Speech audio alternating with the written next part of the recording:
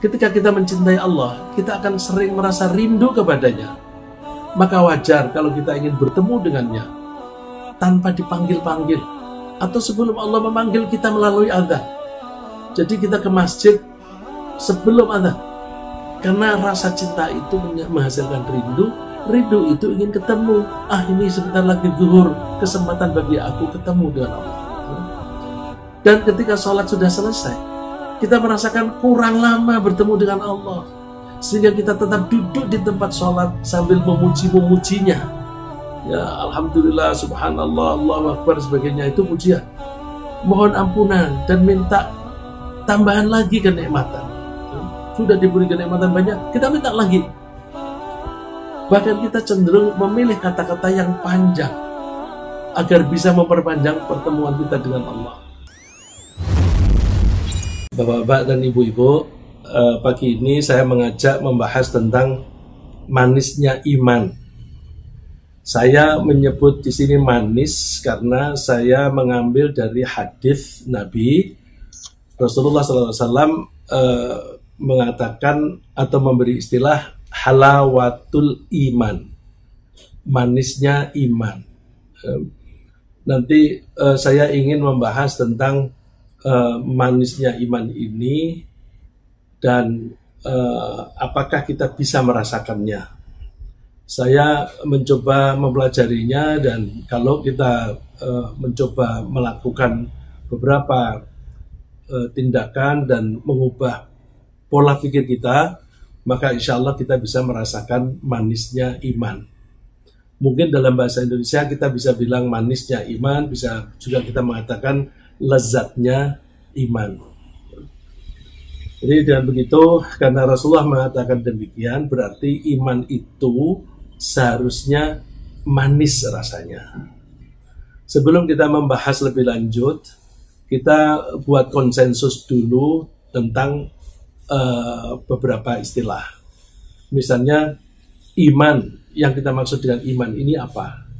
Yang dimaksud dengan iman di sini adalah kepercayaan dengan penuh keyakinan atas keberadaan Allah bersama-sama dengan sifat-sifat dan karakternya Allah. Misalnya kita mengimani bahwa Allah itu berkasih sayang dan lembut kasih sayangnya. Dan Allah itu maha besar kekuasaannya. Allah itu maha adil. Allah itu maha suci dari segala bentuk sekutu maupun kekurangan. Jadi iman di sini adalah iman kepada Allah secara paket, holistik, menyeluruh atau komprehensif, mencakup segala hal yang berkaitan dengan Allah. Seperti misalnya Allah itu berfirman, kita mesti percaya kepada firman-Nya. Bahwa Allah itu ketika berkomunikasi dengan kita, Allah mengutus utusan. Kita percaya kepada utusannya tadi. Dan bahwa Allah mengelola alam raya ini dengan para malaikatnya, ya kita percaya pada malaikat itu. Dan bahwa besok kita akan diadili di padang mahsyar, dan kemungkinan kita masuk surga atau masuk neraka itu juga kita yakini. Jadi iman di sini adalah secara holistik, secara menyeluruh. Mengenai rasa, kita membedakan antara dua macam rasa yang kita miliki. Kita memiliki rasa yang ditangkap oleh badan kita, fisik kita, dan rasa yang ditangkap oleh jiwa kita. Jadi fisik kita, badan kita bisa menangkap rasa yang kita sebut senses, dan jiwa kita juga bisa merasakan. Sebagaimana kita ketahui, diri kita ini terdiri dari dua bagian utama, yaitu bagian badan atau disebut jasad, dan jiwa atau ruh. Dua-duanya bisa saling mempengaruhi. Baik jiwa maupun badan itu bisa saling mempengaruhi. Misalnya, ketika kepala kita pusing secara fisik, kita tidak bisa berpikir dengan baik. Berpikir itu pekerjaan roh. Begitu pula sebaliknya, ketika kita sedih, itu jiwa kita yang menderita, badan kita terasa lemas, kita tidak bertenaga. Berarti dua-duanya itu saling mempengaruhi. Nah, iman itu lezat, maka kita bedakan misalnya manisnya gula dirasakan oleh syaraf badan kita, yang ada pada lidah, dengan dorongan hawa nafsu. Jadi kalau manisnya gula itu dirasakan oleh badan, supaya kita bisa merasakannya mesti ada hawa nafsu atau selera. Sedangkan jiwa bisa merasakan manisnya iman juga butuh dorongan, yaitu rasa cinta. Jadi dorongan untuk manisnya badan, manisnya fisik, materi, itu dengan selera, sedangkan lezatnya iman itu dirasakan dengan dorongan cinta. Ketika kita mengatakan bahwa gula itu manis, kita sedang berbicara tentang manis yang dirasakan oleh bagian dari badan atau jasad kita, yang sifatnya fisik atau materi. Bukankah kita merasakan gula yang fisik dengan menggunakan syaraf di lidah kita yang fisik juga, dan diterjemahkan oleh otak kita yang fisik juga. Jadi yang terlibat di situ adalah fisik. Kita bandingkan, ketika kita mengatakan bahwa iman itu manis, kita sedang berbicara tentang manis yang dirasakan oleh jiwa atau roh kita. Karena iman adalah mekanisme yang ada pada jiwa atau roh kita. Bukankah rukun iman yang kita pelajari ada 6 itu, masing-masing intinya ada pada kepercayaan. Ya, misalnya percaya kepada Allah, percaya kepada malaikatnya Allah, percaya kepada utusan Allah, dan seterusnya. Kan semuanya dimulai dengan kepercayaan. Yang kepercayaan itu adalah pekerjaan pikiran. Oleh karena itu, manisnya atau lezatnya iman hanya bisa dirasakan secara ruhani. Oleh karena itu, kalau kita ingin merasakan lezatnya iman, rohani kita harus sehat. Kalau rohani kita nggak sehat, susah. Mari kita bandingkan mekanisme badan kita ketika merasakan manisnya gula dan mekanisme jiwa ketika merasakan manisnya iman. Kita bisa merasakan manisnya gula ketika ada pendorongnya, yaitu hawa nafsu atau selera. Ketika badan kita sehat, kita mempunyai selera makan dan minum yang baik, sehingga kita bisa merasakan lezatnya makanan dan minuman. Tapi ketika badan kita panas, demam, kita tidak punya selera makan atau minum. Dan saat itu kita tidak bisa merasakan lezatnya makanan atau minuman. Manis atau tidak, gurih atau tidak, kita tidak bisa merasakan. Jadi untuk bisa merasakan itu, badan kita harus sehat. Demikian juga kita bisa merasakan manisnya iman ketika pada jiwa kita ada pendorongnya, yaitu perasaan cinta. Ketika jiwa kita sehat, kita mempunyai rasa cinta yang normal kepada Allah, yang telah memberi kita kehidupan, yang telah memberi kita rezeki, yang menjaga kita dari berbagai bahaya. Dengan rasa cinta yang biasanya disertai dengan kerinduan, kita bisa merasakan lezatnya bertemu dan berbincang-bincang dengan Allah. Tapi ketika jiwa kita sakit, misalnya di dalam jiwa itu ada rasa rakus. Kalau kita kena rasa rakus, kita tidak bisa merasakan lezatnya iman. Karena kerakusan itu bisa ngeblok rasa cinta. Coba sebagai catatan, rakus adalah keinginan memperoleh sesuatu yang sifatnya materi melebihi hak yang wajar. Sesuatu tadi sifatnya materi, tapi keinginan berlebihan itu merambah ke sektor kejiwaan. Sehingga kerakusan itu bisa menghalang-halangi kebutuhan jiwa yang sebenarnya bersifat rohani. Jadi ini tadi kita mengatakan bahwa badan dan ruh itu bisa saling mempengaruhi. Sebenarnya rakus itu yang diinginkan adalah materi.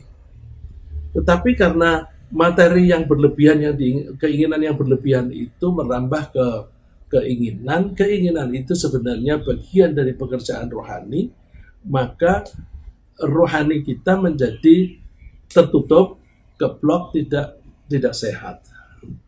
Sebenarnya kalau kita bilang badan kita sehat atau roh kita sehat itu gimana sih? Kita tuh cenderung mengatakan badan kita sehat itu kalau tidak ini, tidak ini, tidak ini, tidak ini. Ya, ringkasnya bahwa kita merasakan badan kita sehat bila tidak ada keluhan sama sekali tentang badan kita. Kalau kita mengeluh badan kita pegel, linu, itu berarti sakit. Ya, atau ada yang perih, itu berarti sakit. Terus badan kita demam, panas, itu sakit. Kalau tidak ada itu semuanya, itu badan kita sehat. Begitu pula rohani, roh itu sehat kalau tidak ada gejala-gejala sakit itu. Misalnya, orang yang suka marah, itu jiwanya sakit. Orang yang kikir, itu sebenarnya jiwanya sakit. Dan sebagainya. Jadi, kalau orang yang sehat, itu tidak perlu kikir, tidak perlu marah. Tapi kan suatu saat kita marah. Nah, begini, kalau badan kita itu sehat, kemudian ada nyamuk menggigit kita, kan ada rasa gatal. Nah, gatal itu sakit. Ya, tentu kalau saya bilang sakit itu sakit mulai dari yang paling ringan sampai dengan yang paling berat. Ketika digigit semut, misalnya, sakit. Tapi ketika kita garuk-garuk, sakitnya hilang. Itu tetap dikatakan sehat. Kalau di jiwa kita misalnya ada orang mencemooh kemudian kita tersinggung, kalau tersinggungnya hanya sebentar, itu ya sama dengan sakitnya digigitnya semut tadi, terus digosok-gosok hilang. Kalau kemudian sakitnya hati itu berhari-hari, itu sudah menjadi penyakit. Nah, dengan pendahuluan semacam itu, insya Allah kita bisa memahami hadis Nabi Muhammad SAW. Rasulullah SAW mengatakan, "Thalathun man kunna fihi wajada halawatal iman." Ada 3 gejala yang kalau ada orang yang ada pada seseorang 3 gejala itu, maka orang itu berarti bisa merasakan manisnya iman. Ya, saya ulang, ada 3 gejala atau indikator yang kalau 3 indikator itu ada pada seseorang, maka orang itu berarti bisa merasakan halawatul iman, manisnya iman. Ini gejala, ya. Kalau gejala berarti kita harus mempelajari sebab-sebabnya apa. Ya. Nah, yang kita coba pelajari pagi ini sebab-sebabnya, bukan hanya gejala. Karena gejala itu adalah hasil akhir atau downstream. Nah, kalau kita ingin mendapatkan downstream itu, kita pelajari upstreamnya, sumbernya apa, terus kita lakukan sehingga nanti kita mendapatkan yang downstream tadi. Apa itu 3 gejala? Yang pertama adalah ayyakunallahu wa rasuluhu ahabba ilaihi bimma siwah. Bila cintanya kepada Allah dan Rasulnya melebihi cintanya kepada apapun yang lain. Kalau ada orang mencintai Allah melebihi dari dirinya sendiri, itu gejala bahwa dia sudah bisa merasakan nikmatnya iman. Gejala kedua, yaitu ketika ia mencintai seseorang, dia tidak mencintainya kecuali karena Allah. Wa ayyuhibbal mar'u la yuhibbuhu illa lillah. Jadi kalau kita menyenangi seseorang, kamu kok senang sama dia apa? Ya karena Allah saja. Itu gejala manisnya iman. Ini yang saya lihat akrab sekali kan Mbak Yul sama Bu Naindra. Ya, itu akrab. Kalau misalnya, kenapa kok kamu akrab? Iya, aku akrab biar aku bisa numpang makan sama dia. Ah, itu bukan bukan lillah ya. Tapi kalau misalnya, kenapa kamu berdua rukun banget gitu? Ya supaya kita bisa saling mengingatkan kalau ya, siapa yang salah ditegur, terus kita bisa pergi berjamaah ke masjid bareng-bareng. Ya. Itu semua yang alasan-alasannya itu dalam rangka menuju kepada Allah. Itu berarti cintanya karena Allah. Gejala yang ketiga, jika ia membenci kekafiran, sebagaimana ia membencinya atau dia tidak suka kalau dilempar ke neraka. Kekafiran, kafir itu mengingkari kekuasaan Allah, mengingkari kasih sayang Allah, itu kekafiran. Kita menghindari itu. Kita tahu bahwa bila seseorang itu mengingkari kenikmatan Allah, itu namanya kafir juga, maka dia akan dilemparkan ke neraka. Maka kalau kita bisa merasakan bahwa kita kok kurang bersyukur, aduh, bakal masuk neraka nih. Atau misalnya dengki tempoh hari kita bahas, seseorang itu bisa dengki kalau dia tidak menerima pembagian Allah.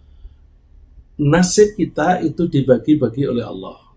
Kalau kita percaya bahwa Allah lah yang membagi-bagi nasib, kemudian kita bisa menerima apa adanya, maka itu sehat dan kita bisa merasakan indahnya hidup.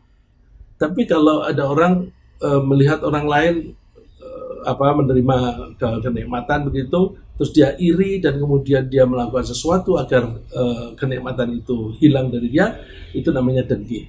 Nah, itu tidak bisa bergabung dengan iman. Nah, kalau kita membenci kekafiran, yang kekafiran bukan orang lain kafir ya, tapi kekafiran pada diri kita sendiri. Kalau kita bisa membenci kekafiran seperti kita tidak suka dimasukkan ke neraka, maka saat itulah kita bisa merasakan kenikmatan iman. Ya. Jadi itulah 3 gejala. Mari kita bahas satu persatu. Indikator nomor 1 yaitu bila cinta kita kepada Allah dan Rasul-Nya melebihi cinta kita kepada apapun yang lain. Bisakah kita mencintai Allah? Kita tuh tidak pernah melihat Allah, tidak pernah mendengar kata-kata Allah dan sebagainya, sehingga gambaran itu abstrak. Mungkin nggak kita bisa mencintai Allah? Kalau penjelasan Imam Ghazali, bisa. Justru setiap orang itu egois, maka egoisme seseorang itu adalah potensi untuk mencintai Allah. Bagaimana kita bisa mencintai Allah? Tadi pikiran kita harus normal atau sehat. Saya kasih perumpamaan dulu. Setiap orang yang sehat jiwanya, ambillah contoh Budi. Ya. Budi adalah seorang yang jiwanya sehat.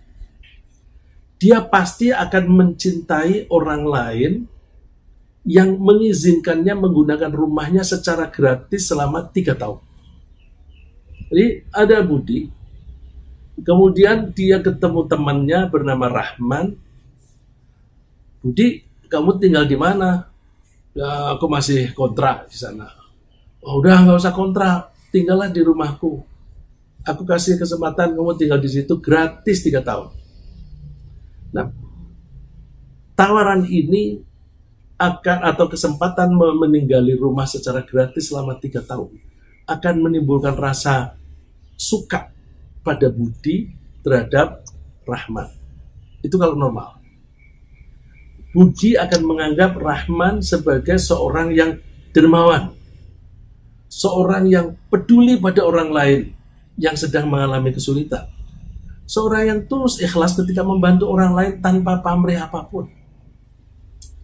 Dan ketika tempo 3 tahun itu sudah tiba, Budi akan dengan sukarela meninggalkan rumah itu dengan penuh rasa terima kasih kepada Rahman. Bahkan mungkin dia akan memberi hadiah kepada Rahman sebagai tanda terima kasih. Pelajaran yang relevan dengan topik kita hari ini adalah bahwa rasa disayangi dan rasa berterima kasih itu akan menimbulkan rasa suka atau rasa cinta kepada diri, budi, cinta kepada budi yang ada pada Rahman. Maaf, rasa cinta pada diri budi terhadap Rahman. Rasa cinta ini akan mendorong budi untuk sering berkunjung ke rumah Rahman untuk sekedar bercengkrama. Dan dalam bercengkrama itu, budi akan membahas apa saja yang bisa berlama-lama bersama dengan Rahman. Jadi topiknya apa? Wah, udah apa saja. Mulai dari mainan atau bepergian kemana, ceritain. Nggak penting diceritakan. Karena apa? Mereka sudah terlanjur suka sama suka, maka berbincang-bincang saja itu rasanya lezat. Jadi kelezatan itu menyebabkan mereka senang berlama-lama bercanda, bercengkrama. Bandingkan ya, hal semacam itu tidak akan terjadi pada Harto yang jiwanya tidak sehat, ya, yang tidak sehat jiwanya. Misalnya ada rasa rakus pada Harto, karena dia rakus, dia akan sering minta uang dari Rahman. Misalnya dengan alasan bahwa ia telah berjasa kepada Rahman dengan bersedia menunggui rumahnya. Dibalik, padahal ini Rahman menolong dia yang belum punya tempat tinggal, silahkan tinggal di sini. Tapi dibalik oleh Harto, kan aku nungguin rumahmu. Dan ketika 3 tahun sudah jatuh tempo, dia tidak mau keluar dari situ sebelum dikasih pesangon agar dia bisa menyewa rumah lainnya. Jadi dia tidak tahu diri bahwa dia telah disayangi, tidak punya rasa syukur, dan selalu merasa kurang dan kurang. Ya, ini yang terjadi di Jakarta ini kan banyak sekali orang-orang yang meninggali tanah kosong berpuluh-puluh tahun. Kemudian ketika disuruh pergi dari situ, mereka melawan, bahkan saya sering melihat mereka membawa parang, membawa pentungan untuk menghalau petugas. Dan mereka mengatakan bahwa kan kami sudah tinggal di sini berpuluh-puluh tahun. Yang seharusnya kan mereka tinggal di situ berpuluh-puluh tahun itu membayar. Mereka sudah tidak membayar, mestinya kan terima kasih. Jadi seharusnya kita bisa mencintai Allah. Karena Allah sudah banyak berjasa kepada kita melebihi Rahman tadi. Apa jasa Allah? Allah meminjami kita bumi sebagai tempat tinggal. Bumi sebagai tempat kita berlalu lalang. Bumi sebagai tempat kita beristirahat. Dan di bumi juga ada keindahan alam. Jadi kita kalau melihat bahwa Allah ini maha pemurah, kita ini tinggal di bumi ini selama kita hidup gratis. Ya, kalau kita harus membeli tanah itu karena dipetak-petak oleh orang, kemudian ada hak milik dan sebagainya, itu salah satu cara untuk pembagian tempat. Tetapi buminya tetap gratis dari Allah. Ya. Misalnya lagi, Allah memberi kita oksigen secara gratis untuk bernafas. Allah memberi kita air yang bersih dan segar. Air yang sudah di tanah mengalir di sungai itu kotor. Oleh Allah dibersihkan dulu, dievaporasi, dievaporate. Kemudian air itu ke atas, jatuh ke kita berupa hujan. Airnya segar, bersih. Allah juga memberi kita kecerdasan sehingga kita bisa mengatasi masalah sehari-hari. Coba kalau orang yang tidak cerdas kan menghadapi masalah sedikit saja bingung bagaimana cara mengatasinya. Tapi dengan kecerdasan itu Allah memudahkan hidup kita. Ada pandemi, kita bisa mengatasinya. Kita sedang sakit, kita bisa mengatasinya dan sebagainya. Sekarang mari kita bandingkan dengan kita sendiri. Apakah kita mirip dengan budi atau mirip dengan harta? Mohon maaf saya kalau ada yang namanya budi ya. Ini Rahman itu yang pemurah. Jadi saya mengambil nama tadi yang suka menolong, Rahman. Budi karena dia punya budi pekerti yang baik, dikasih nama Budi. Harto ini karena orientasi dia itu pada harta. Jadi ini hanya karena konotasi itu. Mohon maaf kalau di antara bapak-bapak ada yang namanya mirip gitu. Ya, coba kita bandingkan dengan diri kita, apakah kita ini sebenarnya mirip dengan Budi atau mirip dengan Harto? Bukankah kita telah dipinjami oleh Allah secara gratis untuk menggunakan buminya sebagai tempat tinggal, sebagai jalan untuk berlalu, sebagai tempat istirahat dan sebagainya? Dan bukankah kita sudah diberi oksigen secara gratis untuk bernafas? Padahal kita tak bisa bertahan hidup kalau kita tidak menghirup oksigen dalam 10 menit saja. Bukankah kita diberi air yang bersih dan segar dari atas, sehingga kita bisa minum dan membersihkan badan? Bukankah kita telah diberi kecerdasan, sehingga kita bisa mengatasi masalah sehari-hari? Kalau jiwa kita sehat, kita akan menyadari bahwa kita selama ini telah disayangi oleh Allah. Maka kita ingin menyatakan rasa terima kasih kepada Allah. Maka kita akan sering menyatakan rasa terima kasih itu dengan mengatakan Alhamdulillah, terima kasih Allah. Ya? Karena kita telah menerima kasih sayang dari Allah. Rasa menyadari bahwa kita telah disayangi oleh Allah, kemudian kita bersyukur, itu akan membangkitkan rasa cinta kepada Allah. Ketika kita mencintai Allah, kita akan sering merasa rindu kepadanya.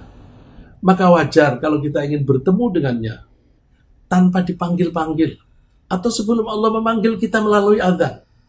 Jadi kita ke masjid sebelum adzan. Atau kalau sekarang ini ada lockdown, kemudian kita sholat di rumah, sebelum adzan kita sudah wudhu. Bukan lalu wudhunya menunggu setelah adzan, belum adzan begitu. Enggak, sebelum adzan. Karena rasa cinta itu menghasilkan rindu. Rindu itu ingin ketemu. Ini sebentar lagi zuhur, kesempatan bagi aku ketemu dengan Allah. Dan ketika sholat sudah selesai, kita merasakan kurang lama bertemu dengan Allah, sehingga kita tetap duduk di tempat sholat sambil memuji-memujinya. Ya, Alhamdulillah, Subhanallah, Allahu Akbar, sebagainya, itu pujian. Mohon ampunan dan minta tambahan lagi kenikmatan.